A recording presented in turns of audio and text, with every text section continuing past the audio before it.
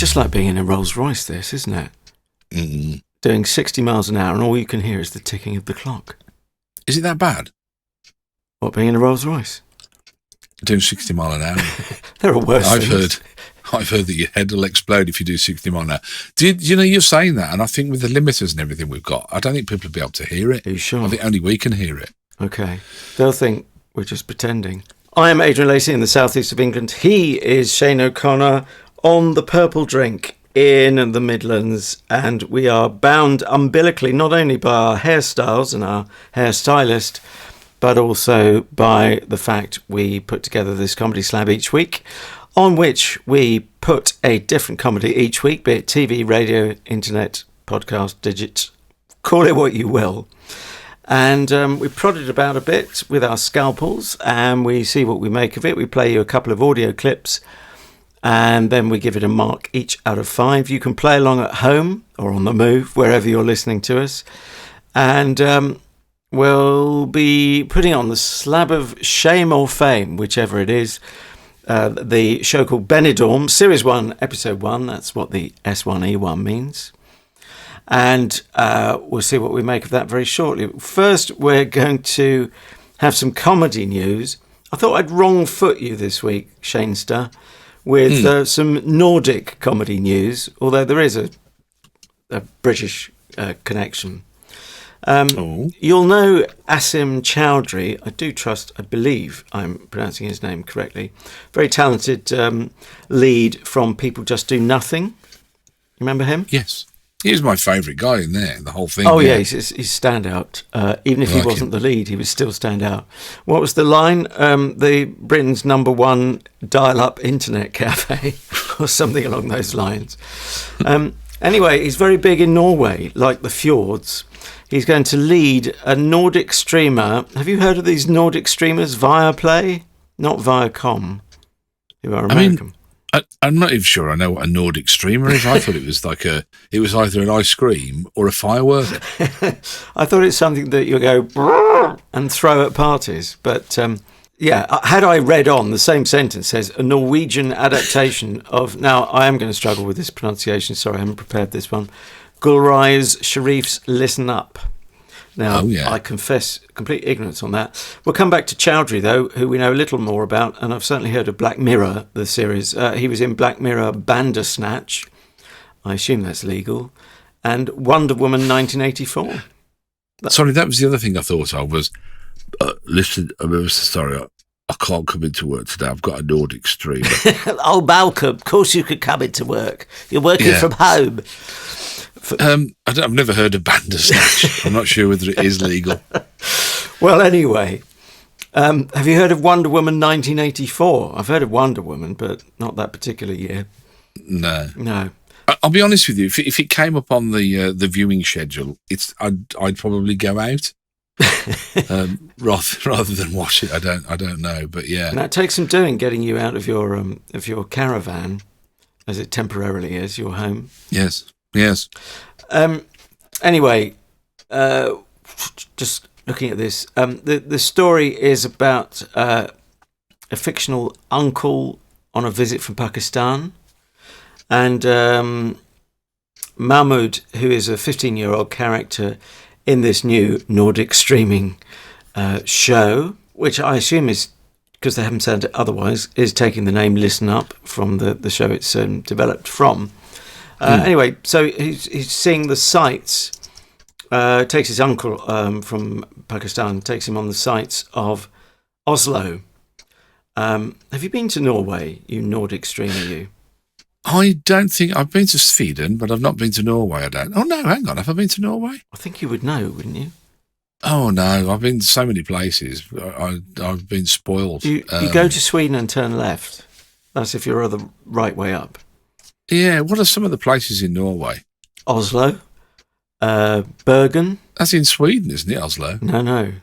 Oslo is the capital of Norway. Is it? Stockholm is the Swedish capital. Of course, that's why I didn't win the Eurovision Song Contest, isn't it? I got the wrong votes.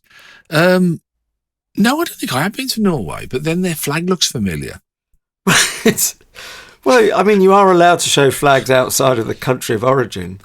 Anyway, I think I've seen it on a cheese counter in a supermarket. I think that's where I'm getting confused. Okay, well, that's. Is he going to speak Norwegian then, or is he? I'm guessing not, but I might be guessing wrongly. What I wanted to home in on now, get this, because this cropped up in my writing group, which is. Well, it's an adaptation of, or a twist on this phrase, at least. I'll give you the writing club version in just a moment. But from the Viaplay Group Chief Content Officer, doesn't that set your heart a pitter-pattering? The idea of a content officer. I just picture someone in khaki uniform guarding all their content. Which is make you watch our content. Yeah, we have ways. Anyway, this is. I'm not sure. I don't think she's.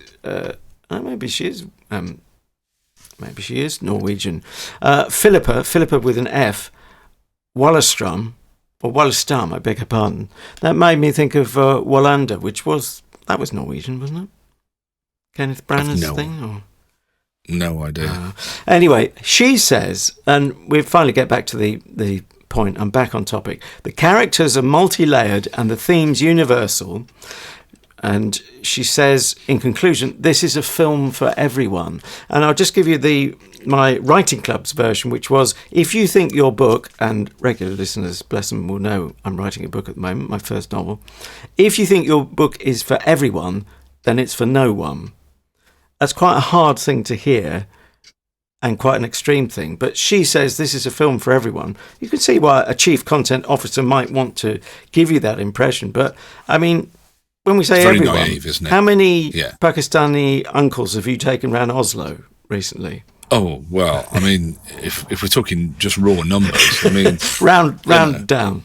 Round figures. I mean, do you want me to round it up or round it down? The roundest figure is 0, I'm guessing, but I might be wrong. Here's the interesting thing, because I thought it was a thing now...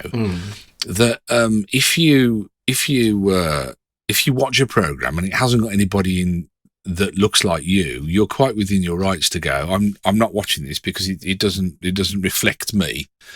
And so I mean, currently all I watch now on DVD is Thunderbirds because it's got the hood in it.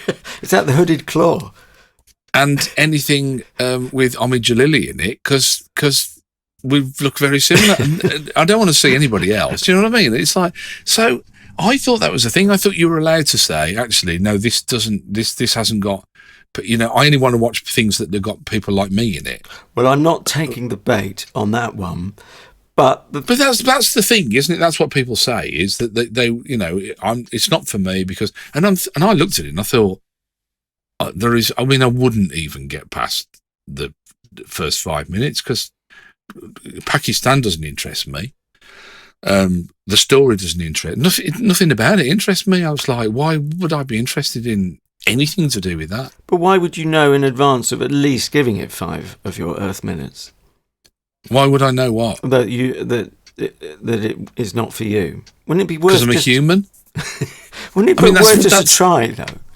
But no, that's what humans do, isn't it? And humans of all creeds, religions, races, sexes. That's what they do. Is they go, well, that's not for me. I don't want to watch that. But this is the thing. Someone once said, and I won't say they're from the BBC because that will immediately prejudice you against them. But they said we make all these programs people don't know that they want, and if you waited until your public told you what they wanted, well, you'd be, I think, within your rights to say, well, okay, join the profession of making shows. But in the meantime, if you don't have any ideas, then we'll make some for you, and you'll be pleasantly surprised. I mean, the example that came to mind, I'll just finish the thought quickly, Go on. You now know you would be quite happy to watch a troop of old boys in Warmington-on-Sea who are hapless, volunteers in an ageing battalion in case England or Britain got invaded in the Second World War. But there would be a way of underselling it to you, which was probably that way. But if I told you Dad's Army's on, you'd think, oh, right, that's a mark of quality. I like that. But isn't it, and I know we like to think, and I know there are people out there who like to think that they go outside of their own preconceptions and parameters. But generally, most people don't go outside of their own preconceptions and their own parameters that they probably unwittingly set. And I think that's, like I say, my answer was to you, because I'm a human, because that's human nature, is that there are kind of, I think there are kind of, I'm going to repeat the word, there's no better word for it. There are kind of parameters that you set. And, you know, you that Warmington, I'd say, okay, it's set in the UK. So, okay, I live in the UK, so I kind of relate to that. So I might be interested in it. Second World War, yeah, I'm kind of vague interest in that, about what happens. It's a comedy. Yeah, I quite like comedies. You know, maybe I know the writers, Sir Croft and Perry. Yeah, I like stuff they've done before. Do you know what I mean? So there are subconsciously or unconsciously, there are kind of these parameters that you kind of think, yeah, that's something I'd be interested in. It's that old thing, isn't it, about the radio listening figures when people fill in their radar diaries. I mean, I swear that's how Radio 4 gets the listeners that it does, because people put a bit of Radio 4 down, they'll think we're ignorami, or ignoramuses, depending on whatever the plural is. Ignoramus. But the point is, well, I don't think anyone actually. I don't think it comes back to you in the sense that, oh, I've showed them I'm really intelligent. I've put down a few Radio 4 shows. I mean, it's not like someone's going to be knocking on your door, or all your mates that you might want to impress. I don't think it works that way, but... No, I know, but I mean, even the anonymity of it still, I don't think has an impact on. I think people would still go, oh yes, I listen to radio, or I listen to the news, or I listen to this, or I listen to that, because that's, again, it's a human nature thing, isn't it? To you don't go, no, I only really watch pornography online. Well, do you know what I mean? I'll just snip that quote from you. I think I can make some use out of that for blackmail purposes. I was going to say, or just if you wanted to just put the truth out there. No, do you know? And I think it's an interesting thing. It's how we perceive ourselves, rather than, or maybe it's how we perceive ourselves and how we worry about how others perceive us as well. But yeah, I mean, I looked at that and I thought, there's nothing in there for me, in all seriousness. Well, hang on, but surely if we can go full circle, Mr. Chowdhury, you enjoyed in People Just Do Nothing. Yeah. You know, I'm sure I could have undersold it to you about a guy who doesn't look like you, particularly apart from perhaps his hairstyle again. Asian background in a dial-up cafe. I mean, that may or may not appeal verbally, but the point is you've got to at least give it a try to know whether it works. No, you haven't. Okay, you don't have to, but isn't it worth? That's the whole point. But aren't you glad? Not yet. Yeah. I mean, give it 5 years and then you probably will have to. But you don't. Yeah, of course, because that rule's going to come in any moment now. But you don't regret the whatever number of minutes you spent watching People Just Do Nothing. Didn't you say something nice about it earlier? You shouldn't discount what rules are going to be coming in the future, because I bet you 10 years ago you couldn't predict what we're going through now. So maybe we better not play that game. Okay. Yeah, I mean, the other thing for me, and I never even mentioned this, was the fact that it's Norwegian is the biggest turn-off for me, because I'm not, you know, a lot of people like these kind of, was it The Bridge? And all I watched a number of those, and then, I reached my fill. But yeah, well, right. It's called Nordic Noir. Was Phil at the other end of the bridge, was it? And you reached your fill. It was the most... I hope I'm not issuing a spoiler for anyone. Most people who want to watch The Bridge will have done so by now, but it was the most literal interpretation of a co-production you could have possibly had. Do you know what the setup was? Series 1, Episode 1 of The Bridge. There was a body, half of which was in Denmark and half of which was in Sweden on the bridge. And right. Guess what? It was a co-production between Denmark and Sweden. I've been to Denmark. Well, that's good. That will count in your favour, I'm sure. Shall we move swiftly on? Well, I think the thing is that you've proven that if you thought politicians were out of touch, then get a group of TV executives together and they'll give them a run for their money. I couldn't possibly comment, as I still have some kind of fingernails scraping down the side of the TV ship for now. Right, so let us move to the show we are putting on the slab of comedy, which is Benidorm Series 1, Episode 1. When I said this was your homework, Shane, last week for this week, did your heart go pitter-patter with excitement, or was it dread, or somewhere in between the two? Well, I went off and had a cry, and Right. And after that, I felt a little bit better, but not completely. So I went back and had another cry. I didn't have you down as so emotional, baby. Well, I wasn't until I met you and started working with you, and it all just seemed to flood out. I bring out the best in you. No, I mean, this is one I wonder what all the hype is about, because there's a lot of hype around this show, isn't there? Or was. So... Well, the what? Yeah, is it still on now? It's done 10 series, hasn't it? I think it's still going. Well, no, according to my notes, only goes up to 2018. So it's, but the ratings were reasonably steady. I mean, it peaked 2012, got 7 million. That's in the UK, I'm assuming.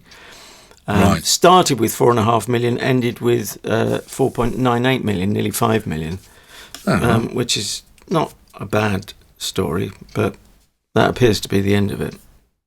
Yeah. So no, I mean, I didn't. I kind of. There's part of me that thinks I don't understand what all the hype is, and there's part of me that thinks, well, I should be having a look because there is this hype. So yeah, a little bit of excitement, really. Oh, that's good. Well, let's hope we can keep the heat under the excitement. I should say before we go any further, it's a Tiger Aspect Productions production, if you see what I mean, distributed by Endemol in the UK. So to the first of our 2 audio clips. Oh, an apology in advance. The second audio clip, I've had to nip out a musical sting just in case it gets us blocked. An awful lot of musical stings, were there not? But I guess that's partly the style of the show, but partly within that, the scenes are very short. So if you're having musical stings between them, you're going to have a lot of musical stings. Remind me to talk short scenes in a mo. But first, to get us onto audio clip numero uno, there's 2 couples meeting for the first time at the hotel in Benidorm, where else?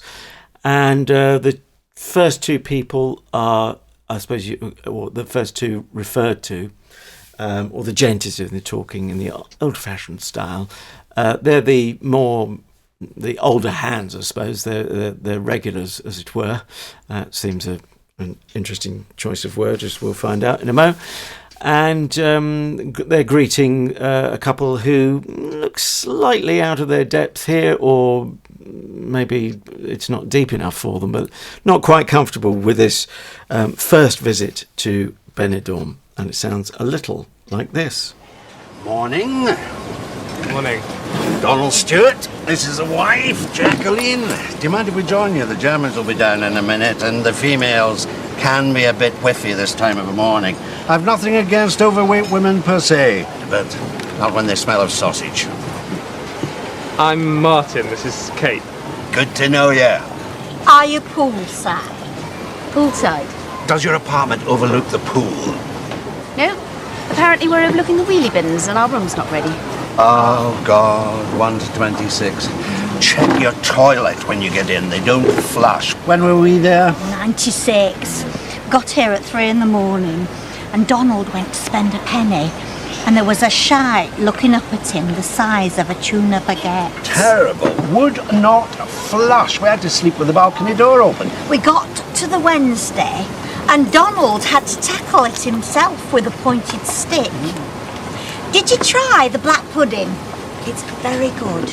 So it's 1970s touch, isn't it, really, there? Bit end of the pier, is it not? Yeah, end of the pier, near the knuckle, over the hill, round the back. Whoops, Mrs. And do you mind if I don't? Something floating in the sea as well at the end of the pier. But before we besmirch the good name of the Comedy Slab, have you got a tabloid headline for us telling us how you feel about the show? I better had I know really, otherwise I'm going to give I think I've given the game away anyway. My headline I came up with is, if these are the holidays, I can't wait to get back to work. And knowing what a lazy tyke you are, that's saying something. Exactly, yeah. So, okay, our very intelligent audience will discern you weren't best pleased. Well, not so much that, Adrian. I was, and when I say this, I don't mean in a pearl-clutching Mary Whitehouse, ooh, kind of, You did something unspeakable to your chest there, didn't you, really? Wrists under my bosoms kind of way. Norman, what's his name, with Les Dawson? Yeah, that I was Sissy and Ada. Yeah, that I was shocked. But it's probably the only word I can think to use, really. But I found it really quite. It kind of took me by surprise, like how gutter it was, and how gratuitously sweary. And then you look at the people involved in it, and you're kind of thinking, "Hang on, I can't make this work in my own head." Did you? I mean, I don't know whether you had that kind of shock. Is the best word I can use, but it was like really in your face from straight at the gates, wasn't it? It was. It didn't pull its punches really. And then the next thought was, what's all the fuss about? It's clearly been quite popular as comedies go. I mean, from 4.5 million as it started out, it peaked at 7 million, which is perfectly respectable in this day and age. Or okay, that's a few years ago now, but clearly the fan base, and there must have been a consistency of regular viewers. You don't hold on to 100% of them necessarily in any series, but they were obviously seeing and hearing something that I wasn't, that made them want to go back for more.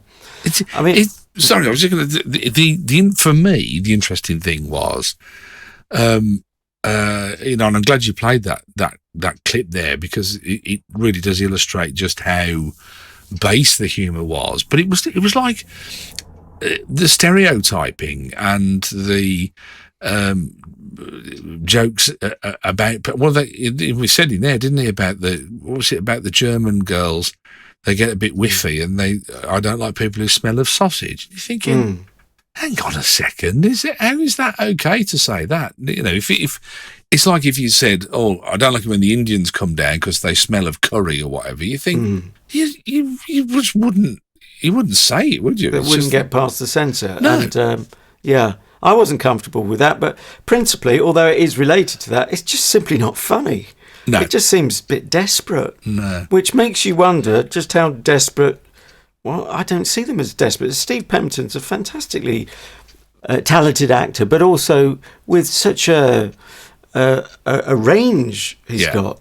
He didn't really need the work, I don't think. I mean, the money must have been very good, but I hate to be cynical about it. I was just thinking, he bought a lot of conservatories this show. There's only so many you need. Yes, I didn't mean that he had more than one conservatory. I meant that each individual bought a conservatory out of the money that they made out of it. But I mean, Johnny Vegas again, great actor, I think personally. But you do Siobhan Finneran. You probably saw her, who was in it, who was played the Steve Pemberton's wife, who was in Alma's Not Normal. She played Alma's mum. Oh, right. In Alma's Not Normal, fine comedy actress. You think, what's going on? Why are they? I don't know. I thought of you throughout this because I'm thinking, we constantly have this conversation about punching up and punching down and punching sideways and punching backwards. I mean, what did it do? Could you discern? No, I was just thinking because, I mean, by virtue of the fact they can afford foreign holidays, one assumes that no one's absolutely penniless. But, I'm fumbling for an answer to that because it's quite messy. I mean, isn't it incredibly patronising to some people? And or is it believable that people who are really snooty would go on that kind of holiday? If you felt that way, I think we hear it in the second clip, where one of them, again, uses a term you don't necessarily expect to hear on the TV these days. Okay, this is 2007, but, not 1977. Yeah.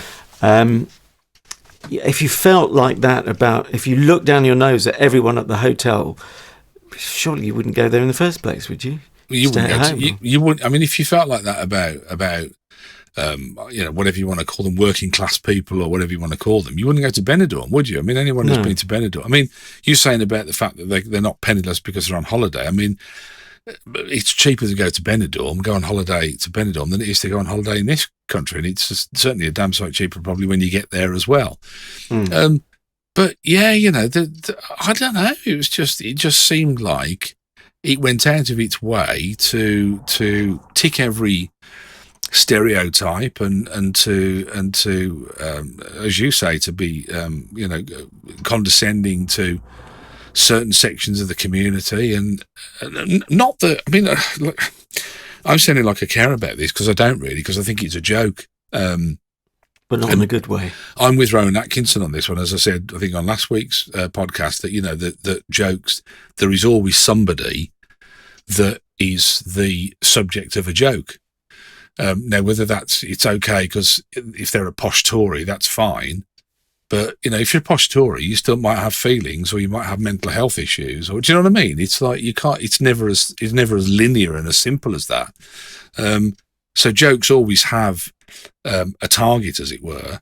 But yeah, I just thought, wow, it's like really, you're right. There's the posh snooty couple who were, looking with disdain and pulling a face at everything they saw around them. Well, certainly his wife, and the rough and ready family, Steve Pemberton's family. And I mean, there was one, I think in the next scene, Steve Pemberton's daughter told his mother-in-law, she turned around to her and said, F off. She didn't abbreviate, she said it in full, F off, you smelly witch. And I thought, is this what comedy's become on ITV mainstream? This is like 10 o'clock at night on ITV, wasn't it, I think? Yeah, and popular enough to come back for 10 series, which is a bit of a mind mangler. By the way, just a quick point, I don't believe every joke has to have a target who's at the sharp end of the wedge, because I don't often quote Jimmy Carr, but he is known for his short jokes. I think he's got one joke which is 2 words long. I can't remember that one, it's too long, but there's one that's 3 words long. Bizarrely, I can remember that one, which is stationery shop moves. I don't think anyone suffers from that joke, do they? Particularly, unless, I mean, even if you owned a stationery shop, I don't think you could be offended. I don't think anybody particularly laughs at it either, do they, really? I did when I heard it. But clearly, I'm down market from you, darling. Isn't his 2-word one, D as expensive? Which I don't think they're jokes. I mean, personally, I don't think that's a joke. I think that's, it's like a kind of a play on words observation. But if you can think of a joke that doesn't have a target, I'd be interested to, like a proper joke. Then I'd be fascinated. Because I was going to say, because it's Rowan Atkinson and he's cleverer than what I is. I think you're being far too humble, ever so humble, Uriah. We haven't mentioned, have we, the producer's Geoffrey Perkins. Again, you would have thought that's a mark of some cultural quality, and again, slightly surprised he is associated with this. Bit of a shock, is it not? Yeah, again, the whole thing is a shock. I mean, Derren Litten, the writer, who I didn't know I knew, but I do. I don't know if you know him, but he used to play, there was a sketch in the Catherine Tate show. This is the only thing I've seen him in. Derren, I should say, not Darren, Derren Litten. Yeah. He used to sit alongside Catherine Tate. They were kind of this middle-aged couple. And he used to go, do you know what they served us? Shit-ache mushrooms. I was going to quote that. I thought I'd let you answer the correspondence. So that's Derren Litten. That's the guy who wrote it. Yeah. See, I remember that was when you and I were working at BBC Radio Derby, and I remember someone writing in. I probably sounded snobbish. Someone writing in saying, "I love the Catherine Tate show," and. At that point, I didn't. I did fall in love with it later, which is the funny thing. This is years before the Slab. I mean, you could say this was a prototype comedy Slab moment. But I remember saying I respected her taste. And that sounds horribly patronising, but it was meant to be tongue-in-cheek. Yeah. Because someone once said it to me. And so I thought I'd just pass the parcel kind of thing. Shall we have a second audio clip and see if we can raise the bar at all culturally, or at least if they can, although we might have our suspicions already. I'd be fascinated to hear, actually, whether the second clip is as shocking as the first, considering you've picked them out almost at random. It'll be interesting to see. I remember thinking at the time, I'm glad I'm not clipping this week, because there was a lot of gratuitous language in there, wasn't there, as well? Yes. I don't think this is necessarily the worst, but that's off the top of my head. We'll see in just a mo. But it starts with a bit of snobbery, and one assumes they're a gay couple. One is, shall we say, quite image conscious. And also, I think it probably should have a health warning, how he describes some of the people in the very self-same hotel wherein he's residing. I'm not wasting these new jeans on a room full of pikey breeders, all sitting in their Primark clothes singing country and western songs while they force-feed their boz-eyed ginger kids buckets of turkey twistlers. Oh, come on, you make it sound so much fun. They do a proper dinner in this bar, don't they? Yes, they do, and it's all free, so get a move on.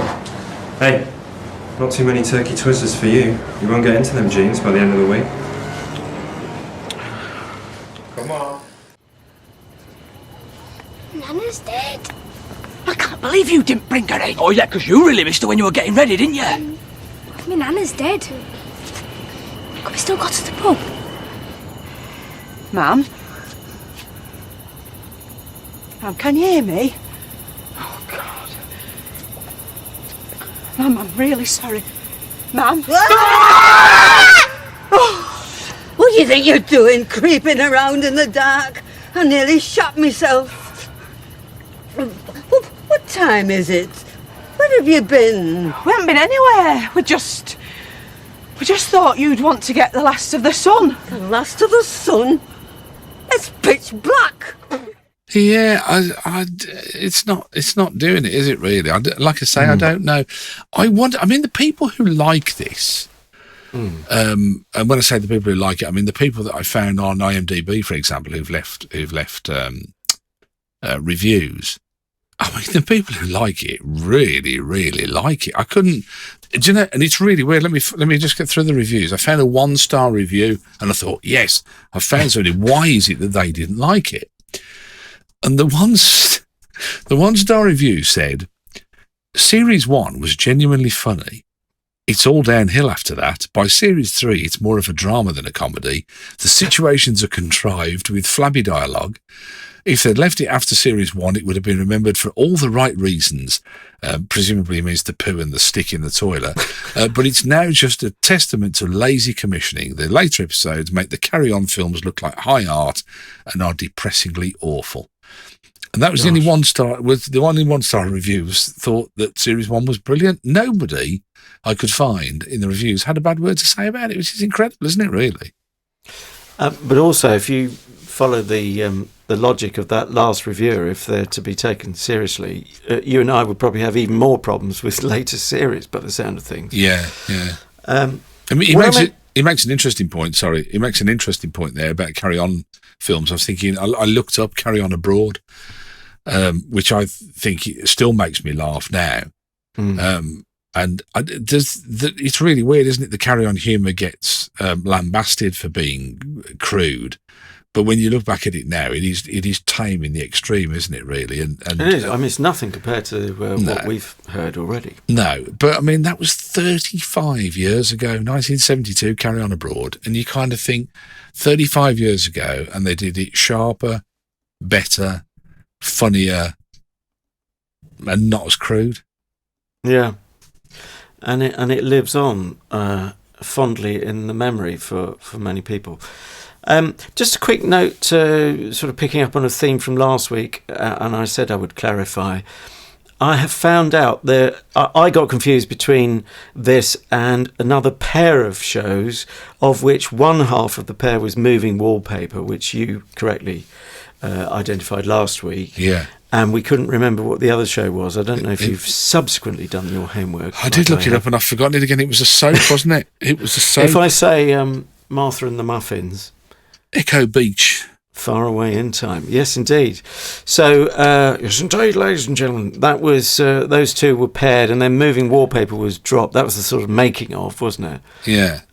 I think I never got round to that. So, if we could get round to that, to slab that, I don't know if could you have two shows on the one slab, as they, it's like those book clubs, counts as one choice. Well, wasn't the Echo Beach, wasn't it a serious soap? Oh, was it? In which case, I've totally wrongly remembered it. And moving wallpaper, they're calling here a British satirical comedy drama. Yeah, I think it was more drama than comedy, to be honest with you. Right, But okay. Well, ignore that. We won't put Echo Beach on the slab. I think we might just be able to squeeze moving wallpaper, but it might not make much sense without its companion show. I don't know. I'm not sure about that. But to me, at least, someone was trying to do something a bit braver. Whether or not it came off, it sounded like, given that one show ended, one half of those shows ended earlier, than perhaps it didn't come off. But at least, I wouldn't want people to be frightened of taking a risk with commissioning. This somehow seems to be the reverse to me of risk-taking, or certainly not creative risk-taking. I'm surprised it was commissioned. I'm kind of perplexed as to under what basis. I don't know whether a commissioner looked at these and thought, oh, okay, you've got Geoffrey Perkins on board. You've already got Siobhan Finner, and you've got Steve Pemberton, you've got Johnny Vegas. Yeah, okay, we'll go ahead. And then, I mean, I would have thought that once they got past viewing the first series, they'd have said, that's it really, thanks. But to then go and commission another 9 is incredible. I mean, there were scenes in there that, I mean, it was just so hackneyed and just predictable. There was that scene where they're sitting around talking about somebody, how you have a sex change, and they're eating hot dogs, and they're talking about having their bits cut off and all this, and then there was another one where they were talking about somebody who was a swinger, and oh yes, she had to have extra leg room on the way back. It was childish, really, wasn't it? In the extreme, it was pretty low blows, lowbrow, wasn't it? Yeah. Anyway, I think it's time to score this. Can I nearly said, yeah. Before we head to the scores, can I just mention there were 2, and I won't mention the storyline itself, but there were 2 storylines that converged quite near the end. There was one with that couple that you were just talking about, the young couple, where they had a kind of crossroads in their relationship. And there was another one with the daughter of Steve Pemberton, his character. And it all got a bit dark, a bit quick, didn't it? Don't you think? It was like really out of character, almost out of place. Yeah, suddenly, yes, we didn't feel like we were in the land of sitcoms, did we? No, really odd to do that, and to do it with two strands of the story almost at the same time, like one after the other. That near to the end, it was almost like they were looking for a moment. You know what I mean? It was that kind of, maybe that's what it was. I don't know. And I haven't got to say the thing that I wrote in my notes, which I like to keep looking at, and I think that's a great phrase. It struck me as being an antimatter version of My Family.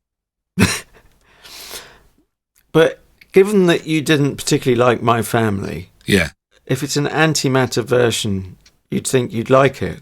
Not necessarily. It's not that straightforward, is it? No, it doesn't work like that, does it? I don't think. Doesn't work like that. No. Doesn't work like that. No. Okay, I will go away and chew over that for the next week, I think. Unless you want to give me any further clues or chopsticks to mull over it with. That's all I've written. Could you sum it up in a word? No. In a sound? Whoa. What is the letter of the law? J? Yeah. How tight should the law be? Yeah, no, go on. Let's score it. Who wants to go first? Well, I'm going to give it a number 2, which, ho, ho, ho. Appropriate, yeah.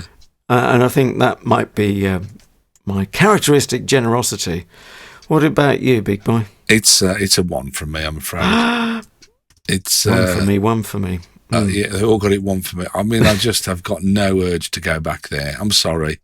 Great cast, nicely shot, good production values and all the rest of it, but it's got to be funny, and that, to me, that ain't. It just didn't float my boat at all. So yeah, so it's 3 out of 10 for Benidorm.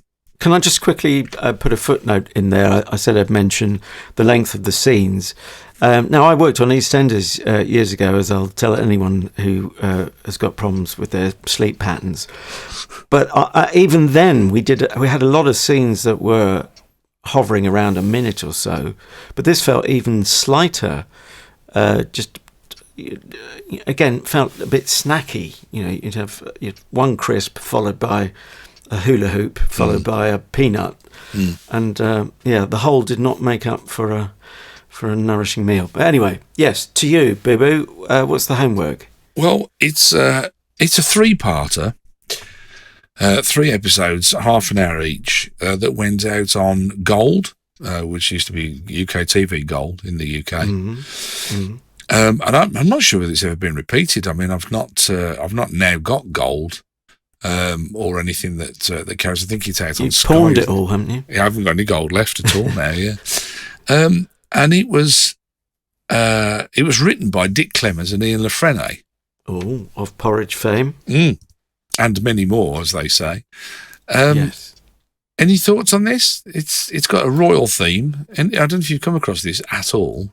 It's not ringing any bells. And at that time, this might be towards the end of their UK career before going stateside.